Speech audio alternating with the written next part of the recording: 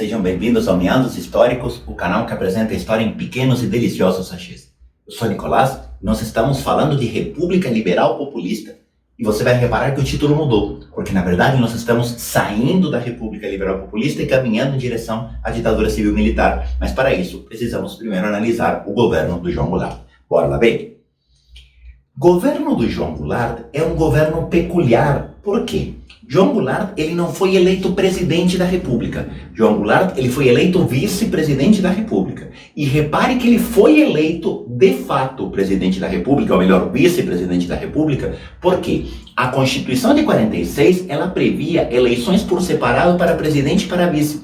Isso significa que, real, oficial, João Goulart foi eleito vice-presidente da República.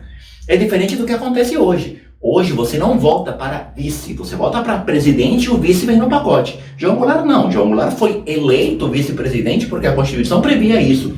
Tá? Inclusive com uma votação super expressiva, porque João Goulart é o que sobrou de Getúlio Vargas. João Goulart é a representação de Getúlio Vargas dos anos 60. Foi o ministro do Trabalho de Vargas, foi o filhote político de Vargas. Então, todos aqueles que admiravam Getúlio têm em João Goulart uma esperança de retomada dos tempos do varguismo, certo? Ao mesmo tempo, todos aqueles que se opunham a Vargas veem em João Goulart uma ameaça em relação à volta do varguismo, tá?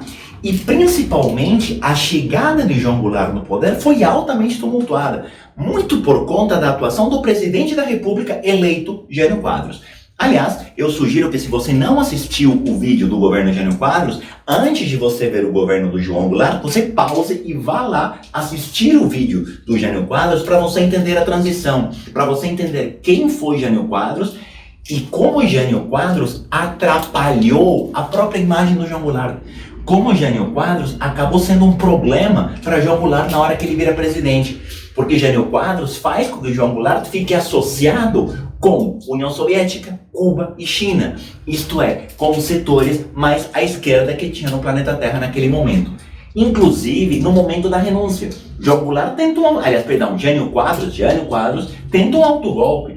Jânio Quadros renuncia na esperança de que peçam para ele voltar e assim ele possa ganhar poderes excepcionais. Então você tem a renúncia de Jânio Quadros em 25 de agosto de 61, Jânio Quadros renuncia à presidência da República, não sem antes contribuir absurdamente para a imagem do Jango, que é a forma como a gente conhece João Goulart, como sendo uma ameaça comunista. Nicolás, mas como ele fez para configurar essa ideia de que Jango era uma ameaça comunista? Simples, elogiando sempre João Goulart no sentido de ele está tão preocupado com o povo, olha como ele quer promover mudanças sociais, olha como ele protege o trabalhador, olha como ele negocia com a China, como ele negocia com a União Soviética. Jânio Quadros faz a campanha de que esse cara era uma ameaça comunista e renuncia enquanto esse cara está na China. João Goulart estava na China quando Jânio Quadros renuncia. Uma vez Jânio renunciando e uma vez o autogolpe não acontecendo porque ninguém pede para ele ficar, começa um período de 11 dias no final de agosto até o início de setembro de 61, que vai ser um período altamente tumultuado. Por quê? A UDN tenta impedir a posse de João Goulart. O UDN tenta impedir posse de João Goulart, tá? Nicolás, mas isso pode? É claro que não. Isso aqui é uma característica de golpismo. Sim, isso é golpe. Professor, mas ele é uma ameaça. Para. Primeiro, João Goulart não é comunista. Vamos deixar isso bem claro de cara. João Goulart não é comunista. João Goulart, ele é latifundiário. João Goulart tem posses de terras no Brasil e em países vizinhos. João Goulart foi ministro do Trabalho de Vargas, e Vargas perseguiu o comunista até umas horas. João Goulart não é nem um pouco comunista, certo? João Goulart, ele é reformista. João Goulart, ele é trabalhista, e João Goulart, ele é nacionalista. Nenhum desses três elementos configura o comunismo, certo? O projeto de João Goulart é um projeto social. De social para socialismo tem muito mais do que 4 letras de diferença, só tem um mundo no meio, certo? Em nenhum momento João Goulart defendia o fim da propriedade privada dos meios de produção. Em nenhum momento João Goulart defendeu que fosse a coletivização das fábricas. João Goulart defendia, e vai defender mais para frente, um projeto de justiça social que aos olhos capitalistas dos anos 60, imediatamente após a Revolução Cubana e imediatamente após Cuba se tornar socialista, era de fato uma ameaça. João Goulart, ele era trabalhista. João Goulart defendia direitos do trabalhador, na mesma lógica que Vargas, e Vargas nunca foi comunista, certo? Embora Vargas e a UDN tiveram uma relação bastante conflituosa desde sempre, tá? A UDN tenta impedir a posse do João Goulart.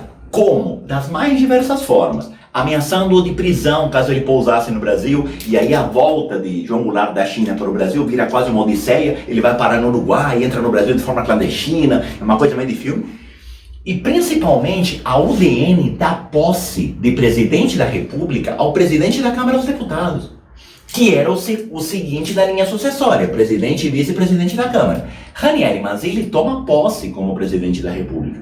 E aí você tem que tomar cuidado, porque, de fato, enquanto João Goulart não pousasse no Brasil, Ranieri Mazzilli deveria ser o presidente. Mas um presidente provisório você não dá posse. Quando eu falo dar posse, estou falando de entregar a faixa presidencial, cantar o hino, fazer o juramento.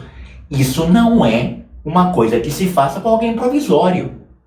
Sempre que o presidente e o vice estão fora do país por qualquer motivo, o presidente da Câmara dos Deputados vira presidente, mas nunca ele toma posse. No máximo tem um e-mail lá falando do dia tal ao dia tal, ele vira presidente. Hoje em dia, e-mail, antigamente não era e-mail, provavelmente era uma carta, sei lá que diabo, telegrama, não sei que raio que era. O fato é, dar posse para o presidente da Câmara dos Deputados já era um prenúncio de um projeto golpista. A ideia era impedir de todo jeito a posse de João Goulart.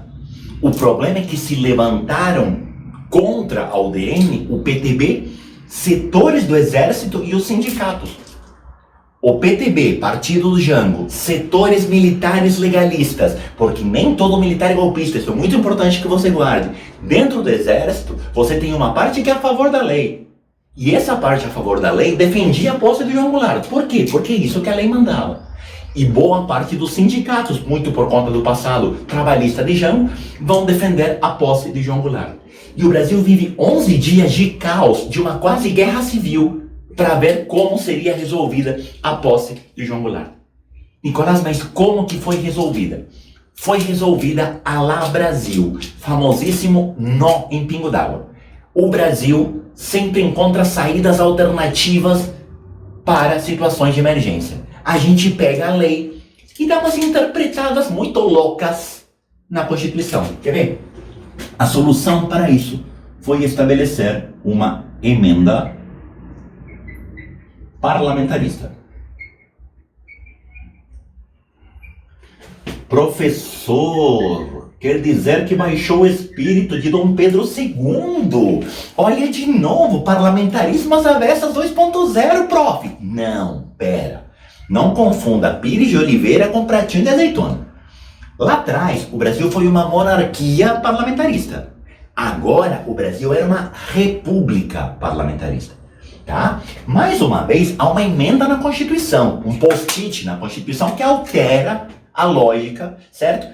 Tirando do presidente da República o cargo de chefe executivo, o cargo de chefe de governo. Nicolás, me explica um pouquinho mais disso? Claro, vem cá. O que é essa emenda parlamentarista? Ela é parlamentarista porque ela reproduz a lógica de que o chefe executivo está submetido ao poder do parlamento. Como? Eu vou separar o chefe de Estado do chefe de governo. Chefe de governo. Tá? Isso é parlamentarismo. E isso vale para a república parlamentarista ou isso vale para a monarquia parlamentarista. Essa é a lógica parlamentarista. Tá? Separar o chefe da diplomacia, o símbolo perante o mundo, do que de fato vai ter o cargo de chefe executivo, de chefe de governo. Quem era o chefe de Estado? O chefe de Estado era o presidente. Quem era o chefe de governo? O chefe de governo era o primeiro-ministro. Até aí, tudo muito bem. Até aí, tudo muito lindo. João Goulart ganharia, mas não levaria, viraria presidente, mas não mandaria ninguém, porque o chefe executivo seria o primeiro-ministro. Primeiro-ministro que seria eleito pelo parlamento. E eu te dou chocolate se você me disser qual era o partido que tinha a maioria no parlamento. Se você respondeu o DN, você acertou, certo? Sinta-se homenageado e prestigiado com chocolate, certo? A UDN era a maioria no parlamento. Portanto, a UDN teria no primeiro-ministro uma forma de ter poder indiretamente. É por isso que essa foi a solução para permitir a posse de João Goulart.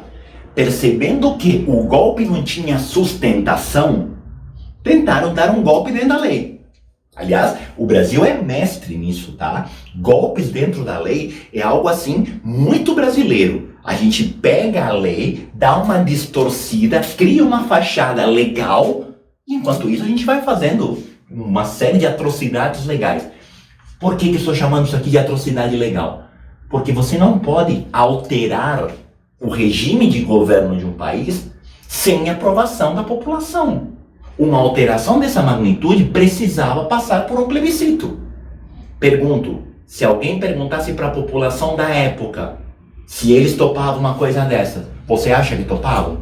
Eu te falei, João Goulart tem o espírito de Vargas. João Goulart é visto pela população mais simples como alguém capaz de representar os seus interesses. Se perguntassem para a população, e aí, podemos? A resposta da população seria não. O que eles fizeram? Deram um nozinho na Constituição. Tinha que ter um plebiscito. Então tá, essa emenda parlamentarista, ela duraria até 1965. Em 65 haveria um plebiscito para discutir se isso aqui deveria ou não continuar. Em 1965, isso aí seria plebiscitado. E aí, se você for uma pessoa razoavelmente perspicaz, você vai olhar as datas e falar, Nicolás, algo de errado não está certo. 61 até 65 valeria essa lei? O que isso significa? O plebiscito seria convocado quando João Goulart saísse.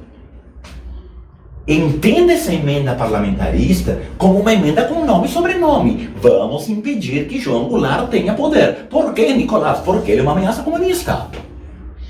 Como nós não temos sustentação para um golpe, nós precisamos que ele esteja no poder para que não se virem contra nós, para que não mande ninguém porque ele é uma ameaça. E é assim que, de 61 até 65, João Goulart permaneceria na presidência, porém sem o cargo de chefe executivo. E é por isso que o governo João Goulart ele tem dois períodos. Um período parlamentarista, só que isso não deu nem um pouco certo e depois vai ter um período presidencialista. Quer ver?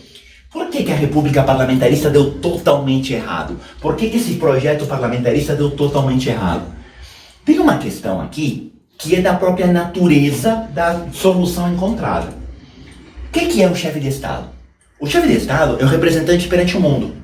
O chefe de Estado é o chefe da diplomacia. O chefe de Estado é o símbolo do país perante o exterior. O chefe de Estado era João Goulart. Só que o exterior vivia o auge da Guerra Fria. O mundo vivia o momento mais tenso da sua história. Por quê? 61, você teve a construção do Muro de Berlim. 61, você tem Cuba que acabou de se tornar socialista.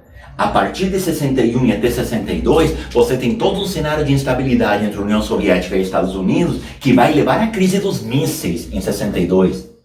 Certo? A partir de 64, você tem o envolvimento direto dos Estados Unidos no Vietnã. Mas até lá, você já tem algumas flertadas dos Estados Unidos com a guerra do Vietnã.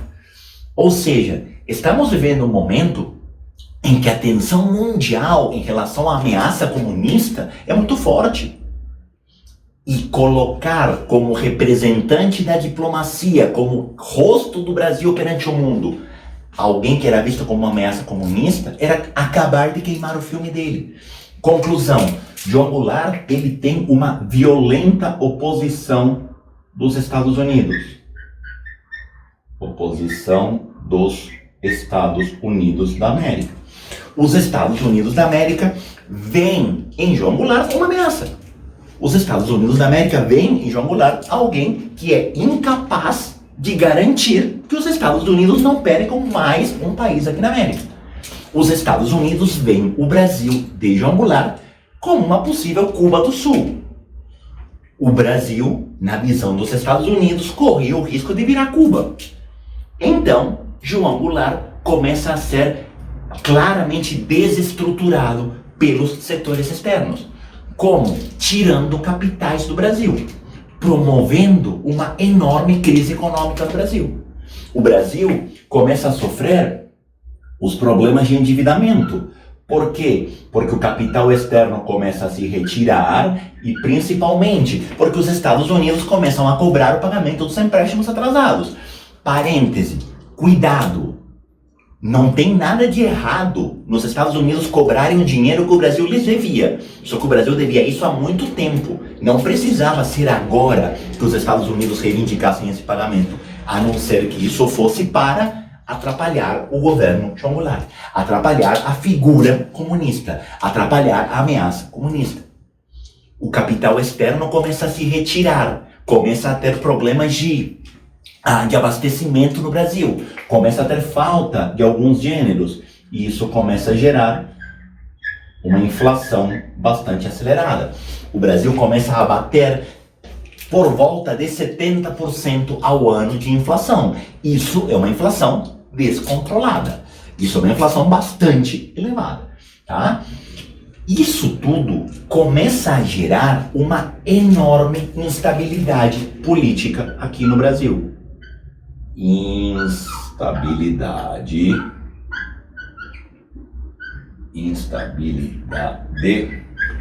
política. E aí você vai me perguntar, Nicolás, e o primeiro-ministro? O primeiro-ministro não resolvia? Cadê o primeiro-ministro para lançar a brava? Cadê o primeiro-ministro para estabilizar o país? Gente, o cargo de primeiro-ministro nesse contexto era quase um castigo. O cargo de primeiro-ministro nesse cenário era uma batata fervendo na mão de alguém. Pensa comigo, João Goulart foi obrigado a aceitar uma emenda constitucional que lhe tirava poder. E João Goulart foi obrigado a conviver com o primeiro-ministro de um partido oposto ao dele. Ou seja, a relação entre João Goulart e o primeiro-ministro era zero. Sim? Segundo ponto. João Goulart, através do PTB, faziam propostas de lei ao Congresso Nacional. Só que o Congresso Nacional barrava invariavelmente todas as propostas que vinham do PTB, porque isso representava dar poder a João Goulart. Por sua vez, cada vez que a UDN tentava aprovar algum tipo de mudança mais conservadora, o PTB e João Goulart faziam campanha contra e faziam manifestações públicas contra isso. Ou seja, o Brasil era ingovernável. A situação do primeiro-ministro é caótica. Tanto é que em 18 meses que vai durar essa república parlamentarista, o Brasil teve 3 primeiros-ministros. Gente, 18 meses, 3 primeiros-ministros é surreal. Se isso tivesse sido feito de forma, se a divisão fosse por igual, cada um governou 6 meses. Que mudança você faz em 6 meses? Não foram exatamente por igual. O primeiro que mais durou foi Tancredo Neves, aquele que mais para frente viraria presidente eleito da República, que teve 11 meses de primeiro-ministro. E aí, os outros dois tiveram os outros 7, 6 meses e pouco. O fato é, esse primeiro-ministro, ele não tem tempo, nem condições de governar. E isso vai fazendo com que o Brasil mergulhe numa crise cada vez pior. Quem que paga a conta disso? Quem é que sofre com isso? O povo. Quem é que vê a sua situação ficar cada vez mais complicada? O povo. Onde estava a esperança do povo? A esperança do povo estava em João Goulart. Mas por que João Goulart não mudava tudo? Porque ele não podia, porque o plebiscito seria em 65. Porque até 65, ou seja, do final do mandato dele, ele estava amarrado por uma emenda constitucional que foi feita para não lhe dar poder. Só que a situação do Brasil beirava o caos. A situação do Brasil beirava o colapso. Enquanto setores externos tentavam impedir que João Goulart tomasse suas medidas reformistas, o povo reivindicava aos gritos o reformismo. E esse reformismo esbarrava na emenda constitucional. Pois bem, a pressão popular, aliada à pressão do PTB e dos sindicatos, fez com que o plebiscito que deveria ocorrer em 65 fosse antecipado para 63. Um ano e meio antes do final dessa emenda constitucional, a emenda constitucional foi colocada em plebiscito. Ou seja, perguntou-se à população: o parlamentarismo deve continuar? E a população respondeu claramente: de jeito nenhum. Em 63, com a antecipação do plebiscito, nós temos o fim do parlamentarismo.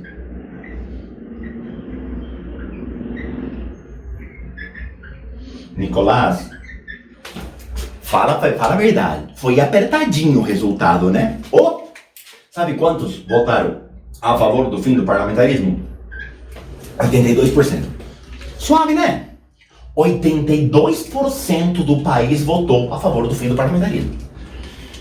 Se a gente fosse fazer um balanço de todas as eleições da República, tirando a República Velha, que era basicamente uma zoeira eleitoral e que toda a eleição foi grotescamente fraudada, todos os presidentes da República eleitos por voto direto tiveram votações de, no máximo, tirando o Fernando Henrique Cardoso, que ganha, mas mesmo assim ganhando no primeiro turno com 60%, no máximo 60%, 62%. 82% de pessoas contra o parlamentarismo significa 82% de pessoas que disseram: eu quero João Goulart presidente. Nenhum presidente da República teve um apoio maciço a esse ponto. Tudo bem, isso aqui não é uma eleição. Tudo bem, aqui tinha duas opções, sim ou não. Mas vamos pensar num segundo turno, e nós temos segundo turno desde a Constituição atual. Em algum segundo turno, algum candidato ganhou com 82% dos votos? Não. Ou seja, de fato, João Goulart tem apoio. De fato, João Goulart era visto pelo povo como alguém capaz de resolver o problema. E a partir desse momento, nós temos João Goulart como sendo o chefe de governo. Chefe de governo, também conhecido como chefe executivo. Ou seja, a partir desse momento, João Goulart tem, de fato, o poder de um presidente da República. E aí você vai me dizer: professor, acabaram os problemas. Na verdade, acabaram de começar. Mas isso é o assunto para o próximo vídeo. Beleza? Tchau, tchau, obrigado. Até o próximo vídeo.